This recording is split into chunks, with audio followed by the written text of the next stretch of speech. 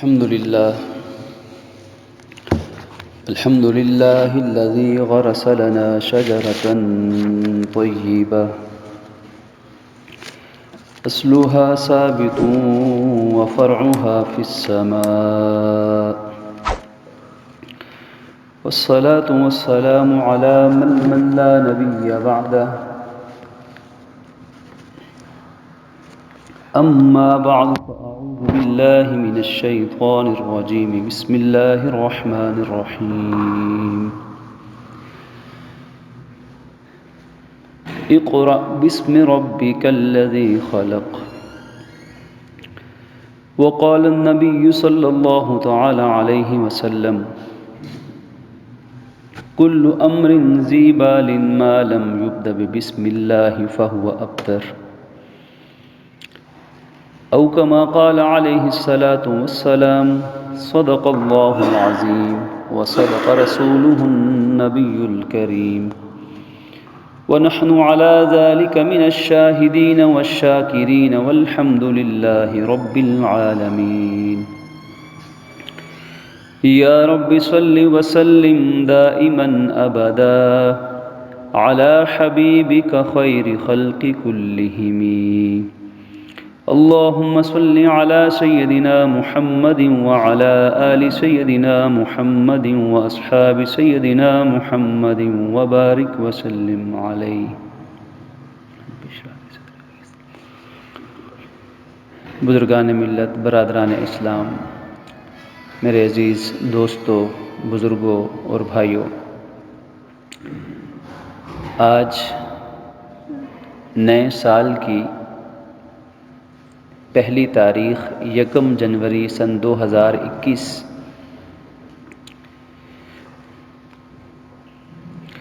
اور جمعۃ المبارک کا دن.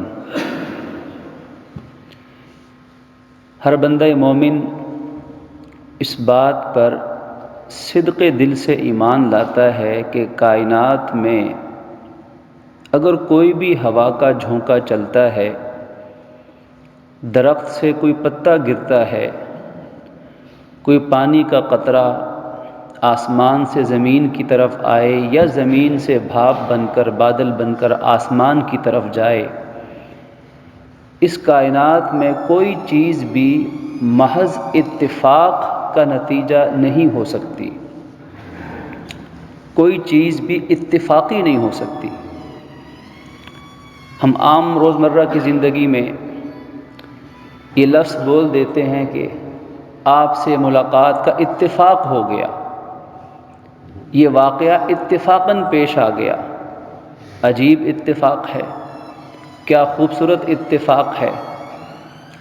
تو یہ جملہ عام طور پر یہ لفظ اتفاق، اتفاقیہ، اتفاقاً ہم بولتے تو ہیں، لیکن اس سے ہماری مراد یہ نہیں ہوتی کہ خود بخود بغیر کسی کی منشا کے، بغیر کسی کی اجازت کے یہ خود ہی پیش آ گیا. ایسا نہیں ہو سکتا، اس لیے کہ ہر چیز، ہر شے، ہر دن، ہر رات، ہر گھڑی، ہر آن، ہر لمحہ پروردگار عالم کے کن کا محتاج ہے فیکون ہونے کے لیے.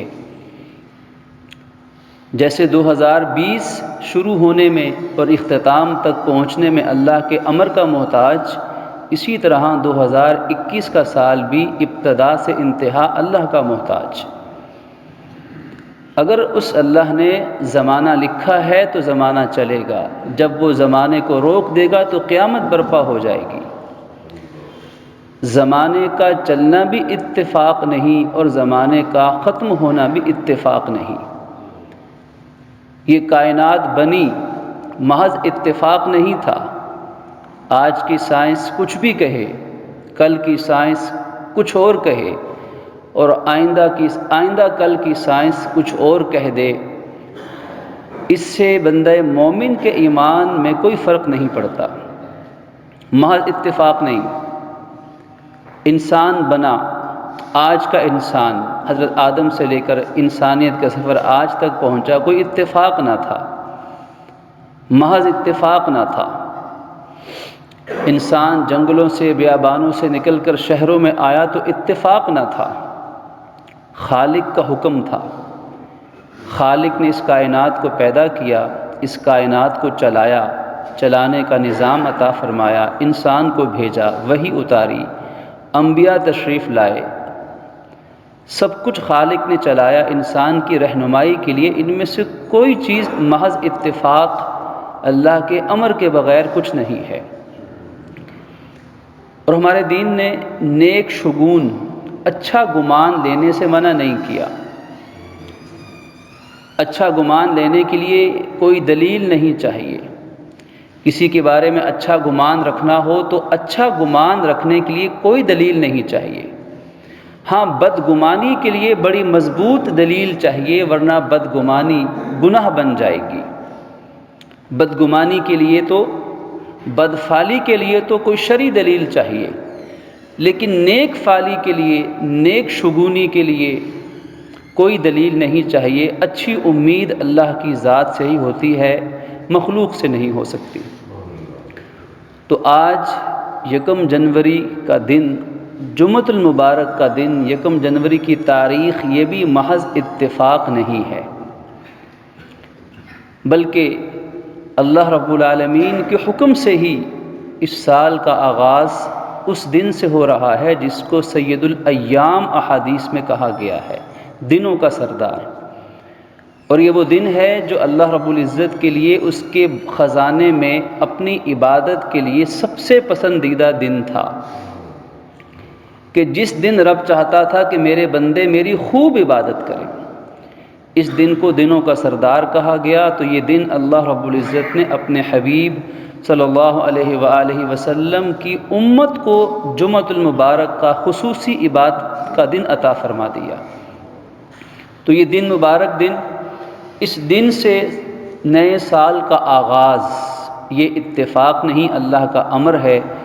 لہٰذا اگر ہم نیک شگونی لیں، نیک گمان رکھیں کہ انشاءاللہ اس دن کی برکت سے اللہ پاک اس سال کو بھی بابرکت بنائیں گے، تو نیک گمان رکھنے میں کوئی حرج نہیں ہے۔ انشاءاللہ اللہ کی ذات سے امید ہے کہ پروردگار عالم اس دن کی برکت سے امت کو دین اور دنیا کی کامیابیاں عطا فرمائیں۔ 2020 گزر چکا، ماضی کا حصہ بن چکا۔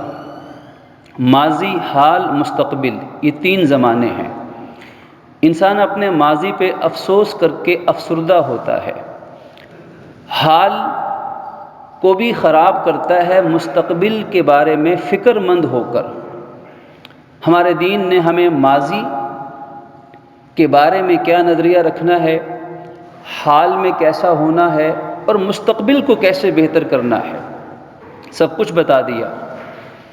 ماضی کے بارے میں سن 2020 یا زندگی کا جو ماضی گزرا، کسی کے 80 سال عمر کے گزرے، کسی کے کم، کسی کے 20، کسی کے 25۔ ماضی کیا ہے؟ ماضی میں گزرا ہوا وقت 1 سیکنڈ کا کروڑواں حصہ بھی کائنات کی ساری دولت خرچ کر کے واپس نہیں مل سکتا۔ جو سانس چلی گئی، گزر گئی، اب وہ واپس دنیا میں نہیں مل سکتی۔ وہ ماضی جیسا بھی گزرا، اس ماضی کے بارے میں ہمیں حکم ہے کہ اس ماضی کا ضرور تجزیہ کرو، اپنے ماضی کے بارے میں ضرور غور و فکر کرو، لیکن اپنے دل کو پگھلانے کے لیے نہیں، اپنے دل کو غم کے بوجھ تلے کچلنے کے لیے نہیں، بلکہ اپنی بہتری کے لیے اپنا محاسبہ کرو۔ حاسبوا انفسکم قبل ان تحاسبوا، فرمایا کہ تم اپنا محاسبہ خود کرو، اپنا جائزہ خود لو، اس سے پہلے کہ تمہارا محاسبہ کیا جائے اللہ کی طرف سے۔ اپنا حساب و کتاب خود لے لو، اس سے پہلے کہ اللہ کی طرف سے تمہارا حساب و کتاب لیا جائے۔ تو اپنا محاسبہ کرنا اپنے ماضی کے حوالے سے۔ محاسبہ کس بارے میں؟ اس بارے میں کہ میری زندگی کے شب و روز جو اللہ کی امانت تھے وہ میں نے کیسے گزارے،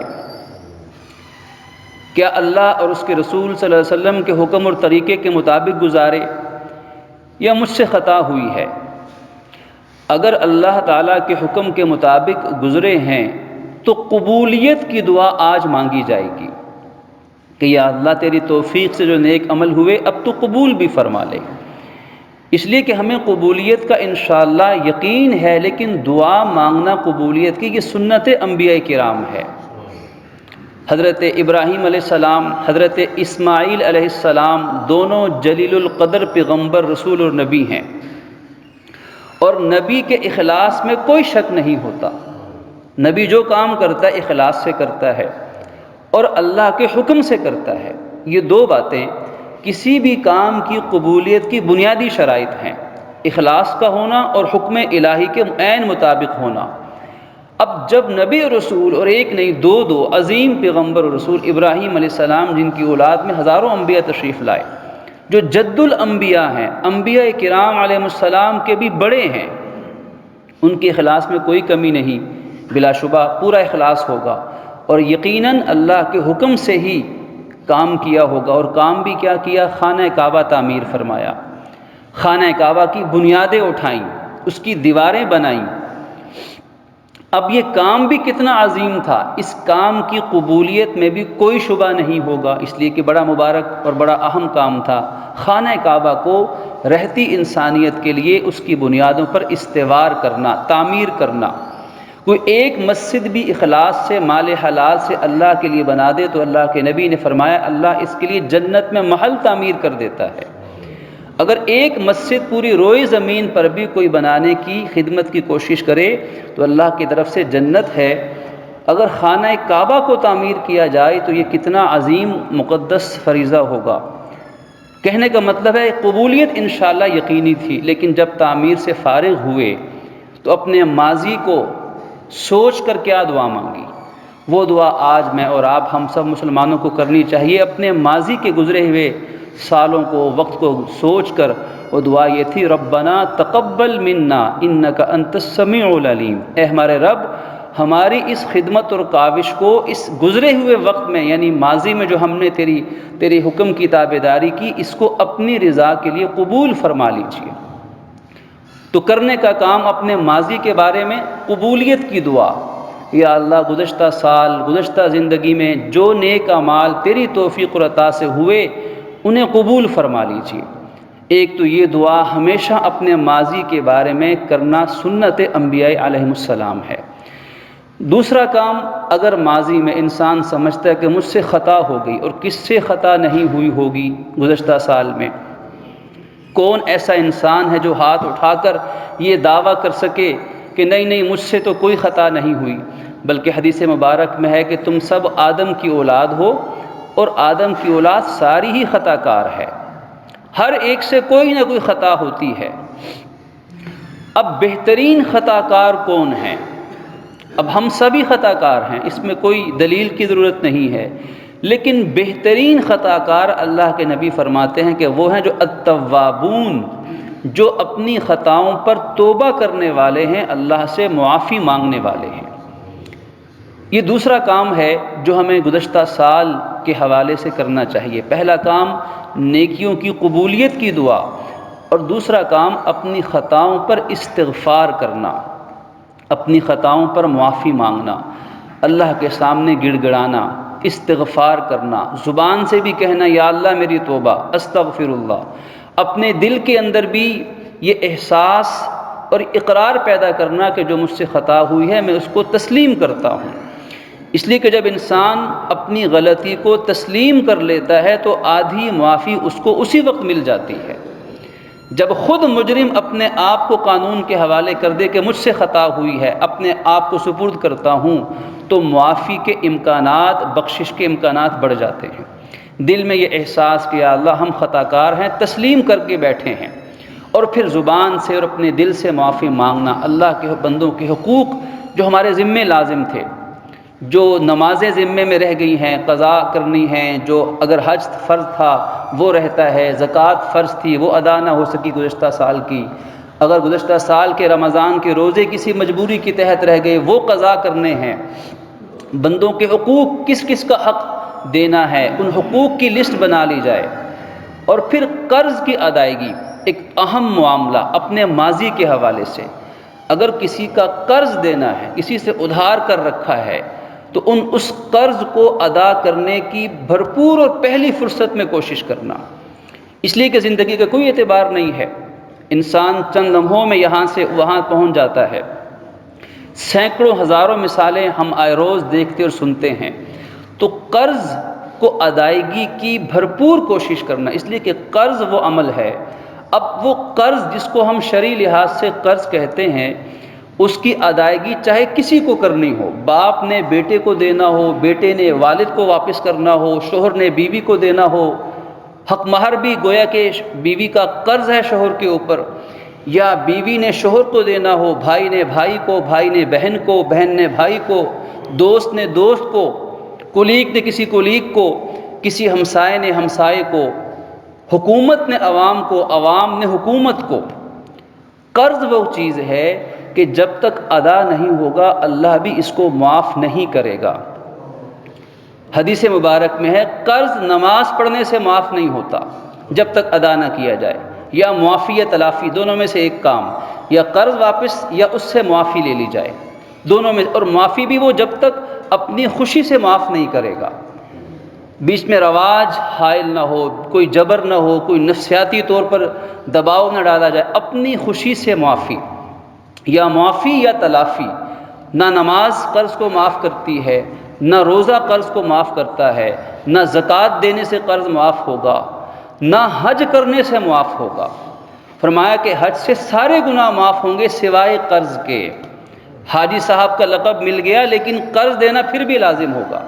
اور فرمایا نہ دین کی خدمت سے قرض معاف ہوگا، اور حتیٰ کہ فرمایا نہ جہاد کرنے سے قرض معاف ہوگا، حتیٰ کہ اللہ کی راہ میں گردن کٹوا دینے سے، شہید ہو جانے سے بھی قرض معاف نہیں ہوگا۔ شہادت سے سارے گناہ معاف سوائے قرض کے۔ اسی لیے اللہ کے نبی صلی اللہ علیہ وسلم جب کسی کا جنازہ پڑھاتے تو عام طور پر یہ پوچھ لیتے تھے کہ اس کے ذمے جو دنیا سے گیا، فوت ہونے والا شخص، یہ میت، اس پر کسی کا کوئی قرض تو لازم نہیں تھا۔ اگر قرض لازم ہوتا تو اللہ کے نبی صلی اللہ علیہ وسلم اس وقت موقع محل کے مطابق دیکھ لیتے، یا تو قرض اسی موقع پہ فوراً ادا کر دیا جاتا، کوئی وارث، کوئی دوست، کوئی محب قرض ادا کر دیتا، یا اپنے ذمے لے لیتا کہ میں ادا کروں گا، یا وہ شخص جس کا قرض دینا تھا وہ از خود معاف کر دیتا کہ یا رسول اللہ میں اس کو معاف کرتا ہوں اپنا قرض۔ تو جب تک یہ کام نہ ہو جاتے اللہ کے نبی صلی اللہ علیہ وسلم اس شخص کا جنازہ نہیں پڑھاتے تھے۔ رحمت عالم ہیں، ہم اس پر بھی اس نقطے پر غور فرمائیں کہ آپ سے بڑھ کر کائنات میں کون ہو سکتا ہے اپنے اس فوت شدہ میت اپنی امتی کی بخشش کو چاہنے والا۔ اور اگر حضور خود جنازہ پڑھائیں تو اس انسان کی بخشش کے امکانات کتنے بڑھ جائیں گے، تقریباً یقین کی حد تک انشاءاللہ۔ حضور خود جنازہ پڑھا رہے ہیں، اللہ سے مغفرت مانگ رہے ہیں، لیکن پھر بھی امت کو سبق دیا جا رہا ہے کہ میں بھی جنازہ پڑھاؤں تو قرض معاف نہیں ہے جب تک وہ صاحب قرض خود معاف نہ کر دے یا ادا نہ کر دے۔ تو اپنے ماضی کے بارے میں توبہ کے اندر یہ بات شامل ہے کہ قرض کی ادائیگی کو سوچا جائے اپنے ماضی کے بارے میں۔ تو یہ دو کام ہو گئے ماضی کے حوالے سے۔ گزشتہ سال میں جو نیکیاں اللہ نے توفیق بخشی تو ان نیکیوں کی قبولیت کی دعا مانگتے رہنا، اور خطا ہو گئی تو اپنے خطا پہ توبہ کرنا۔ بندوں کے حقوق ہیں، اللہ رب العزت کے حقوق ہیں، جو اس میں باقی ذمے میں ہیں ان کی ادائیگی کی کوشش کرنا، پہلی فرصت میں ادا کرنا۔ اور آج حال ہے، پہلا دن ہے سال کا، پہلی تاریخ ہے، گزشتہ رات پہلی رات گزری ہے۔ دنیا نے اس گزشتہ رات میں کیا کچھ نہیں کیا ہوگا، اور دنیا کیا کچھ نہیں کرتی ہے۔ آج وبائی مرض نے انسانیت کو موت کا چہرہ دکھایا ہے، پورے انسانیت نے موت کو انتہائی قریب سے دیکھا۔ انسانیت اپنی بے بسی کا آج ماتم کر رہی ہے۔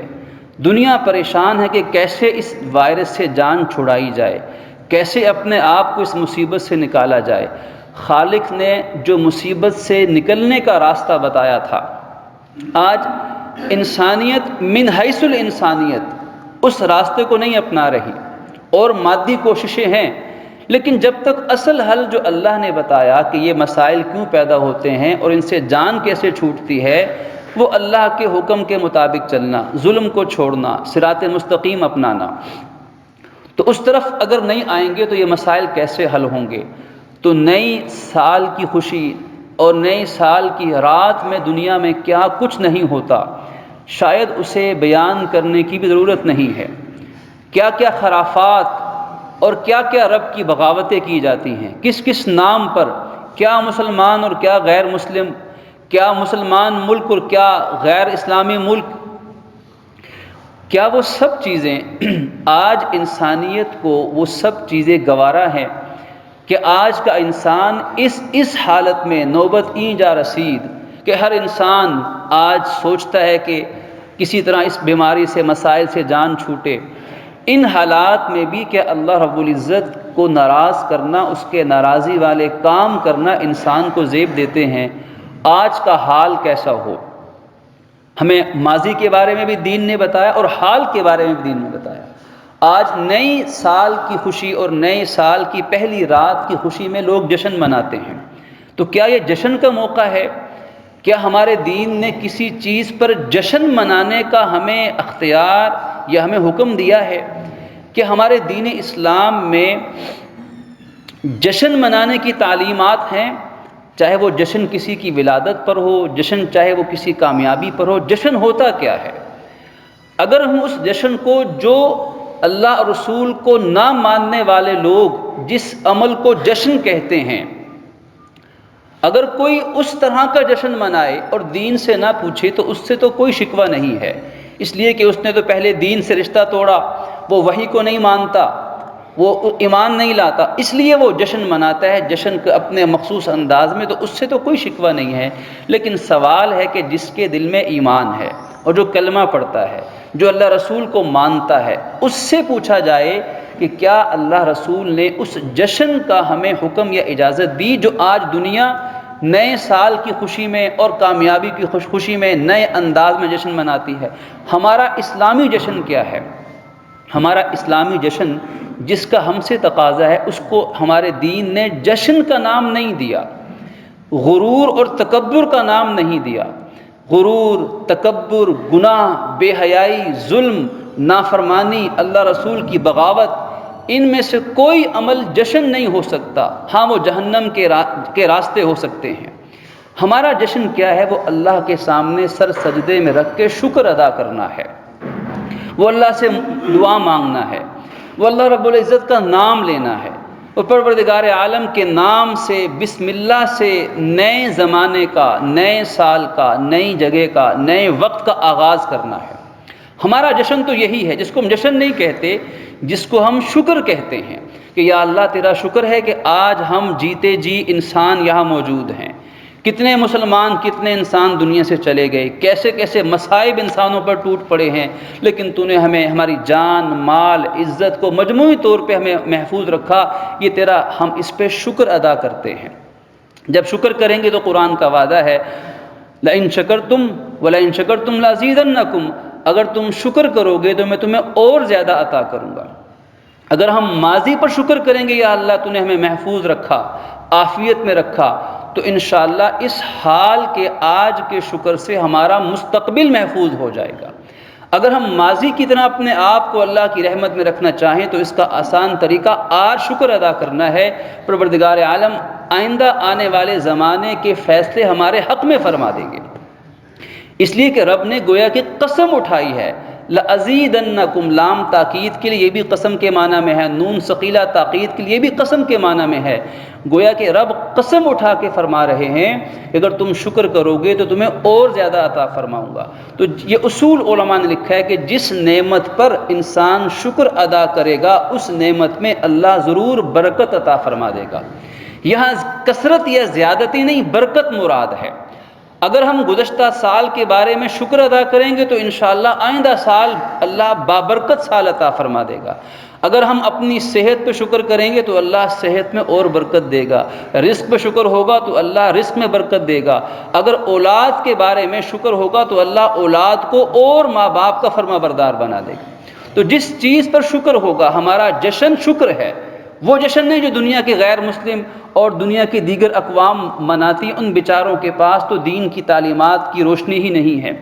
اگر ایک اندھیرے کے اندر ایک اندھا شخص اگر ٹامک ٹوئیاں مارے تو بیچارہ یہ نہ کرے تو کیا کرے، لیکن اگر آنکھوں والا انسان روز روشن کے اندر، چمکتے سورج کے اندر اگر اپنی آنکھیں بند کر لے، اسی اندھے کی نقالی شروع کر دے، تو اس شخص پہ ماتم کرنے کو جی چاہتا ہے کہ اس کے بیچارے کے پاس تو روشنی نہیں، اس کے پاس تو اللہ کے نبی کی سیرت کا نور نہیں ہے، لیکن امت مسلمہ کو تو اللہ نے اپنے نبی کی وساطت اور وسیلے سے سب کچھ عطا فرما دیا۔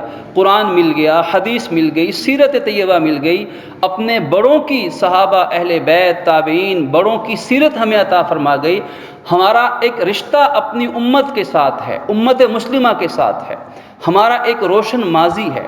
ہم آج پیدا نہیں ہوئے، ہم تو اس وقت سے ہیں جب سے اللہ کے نبی نے نبوت کا اعلان فرمایا۔ ان بیچاروں کا تو ماضی ہی تاریک ہے، سیاہ اندھیری رات ہے، انہیں نہیں معلوم کہ کسی وقت کا، زمانے کا، مہینے کا، سال کا آغاز کیسے کرنا ہے۔ ہمیں تو بتایا گیا کہ جب بھی تم کسی بہترین کام کا آغاز کرو تو اللہ کے نام سے کیا کرو، بسم اللہ پڑھ کے کیا کرو، اور بسم اللہ توبہ بھی ہے، بسم اللہ سجدہ بھی ہے، بسم اللہ اللہ کا شکر ادا کرنا بھی ہے، بسم اللہ اپنے گناہوں پہ استغفار کرنا بھی ہے، اور بسم اللہ پڑھ کر بھی ہے۔ یہ بسم اللہ الرحمن الرحیم ہے آج کا دن، اس نئے سال کی بسم اللہ ہے۔ یہ جمعے کا دن آج نئے سال کی بسم اللہ ہے۔ آج جو ہم نے کھانا کھایا، جو نماز پڑھی، جو تلاوت کریں گے، گویا کہ ہم نے ان تمام اچھے کاموں کی بسم اللہ کی ہے۔ اگر آج سچی توبہ کرتے ہیں تو گناہوں کو چھوڑنے کی ہم بسم اللہ کر رہے ہیں کہ یا اللہ آئندہ کبھی گناہ نہیں کریں گے، گناہ چھوڑنے کی بسم اللہ کر رہے ہیں۔ اور جس کام، اچھے کام کے شروع میں بسم اللہ پڑھ لی جائے، اس کام کا آغاز بھی اچھا ہوتا ہے، اس کام کے درمیان میں بھی برکت ہوتی ہے، اس کام کا انجام بھی بہتر ہوتا ہے۔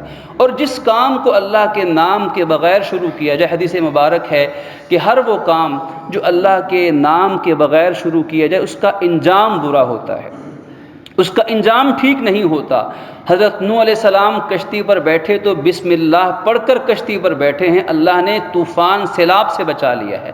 ساری انسانیت سب فنا ہو گئے، صرف وہی بچے جو بسم اللہ پڑھ کر کشتی نوح کے اندر سوار ہو گئے تھے۔ بسم اللہ مجریہا ومرساہا، اللہ کا نام پڑھ کے کشتی نوح میں، لیکن شرط ہے کہ بسم اللہ پڑھ کے نئے سال کا آغاز کیا جائے۔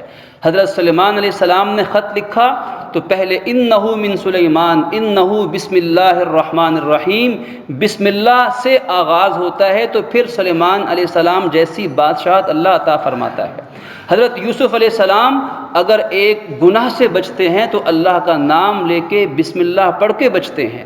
حضرت یونس علیہ السلام مچھلی کے پیٹ میں اس مصیبت سے نکلتے ہیں تو اللہ کا نام لے کر بسم اللہ پڑھ کے نکلتے ہیں۔ اور اللہ کے نبی صلی اللہ علیہ وسلم کی تو سنت مبارکہ ہے، کھانے سے پہلے بسم اللہ، پانی سے پہلے بسم اللہ، صبح ہوئی تو بسم اللہ، شام ہوئی تو بسم اللہ، گھر سے نکلے تو بسم اللہ، گھر میں گئے تو بسم اللہ، کوئی چیز گر گئی، ہاتھ سے گر گئی۔ روایت میں آتا ہے کہ اللہ کے نبی اونٹ پر سوار تھے، اونٹنی بدک گئی یا اس کا پاؤں پھسل گیا، پیچھے بیٹھنے والے صحابی نے کہا کہ شیطان پہ لعنت ہو، شیطان تیرا ستیہ ناس ہو۔ حضور نے فرمایا کہ ایسے مت کہو، ایسا کہنے سے شیطان خوش ہوتا ہے کہ شاید میں نے اپنی قوت سے ایسا کیا ہے، حالانکہ شیطان یہ نہیں کر سکتا۔ شیطان کا ناس نہ ہو، بلکہ اگر کوئی چیز گر جائے، کوئی پھسل جائے، کوئی چوٹ لگ جائے، کچھ اٹھانا پڑ جائے تو بسم اللہ پڑھا کرو۔ جب تم اس موقع پر بسم اللہ پڑھ لیتے ہو تو شیطان ایک مکھی کی طرح ذلیل و خوار ہو جاتا ہے، اس کا جو گمان، تکبر خاک میں مل جاتا ہے کہ میں نے کچھ نہیں کیا، یہ تو اللہ کے نام سے ہوا ہے اور اللہ کے نام سے محفوظ ہوا ہے۔ تو یہی ہمارے مستقبل کا درس بھی ہے، مستقبل کا سبق بھی ہے۔ تو دعا فرمائے کہ پروردگار عالم ہمیں اپنے ماضی پر خطاؤں پہ استغفار کرنے، نیکیوں پر قبولیت کی دعا مانگنے، اپنے ماضی کے بارے میں 2 نفل پڑھ کے نماز توبہ کر کے اللہ سے اجتماعی توبہ، نماز کے بعد جب موقع ملے انفرادی اجتماعی توبہ کر لی جائے، 2 نفل نماز توبہ کے ادا کر لیے جائیں، 2 نفل نماز شکرانے کے حال کے بارے میں کہ یا اللہ تیرا شکر ہم محفوظ ہیں، اور 2 نفل اپنے مستقبل کے لیے نماز حاجت کے لیے پڑھ لیے جائیں۔ یہ 6 نفل ہیں، یہی اللہ کے سامنے تابعداری ہے اور نئے سال کے آغاز کا دینی اور اسلامی طریقہ ہے۔ اللہ رب العالمین ہمیں توفیق عمل نصیب فرمائے۔ وآخر دعوانا ان الحمد للہ رب العالمین۔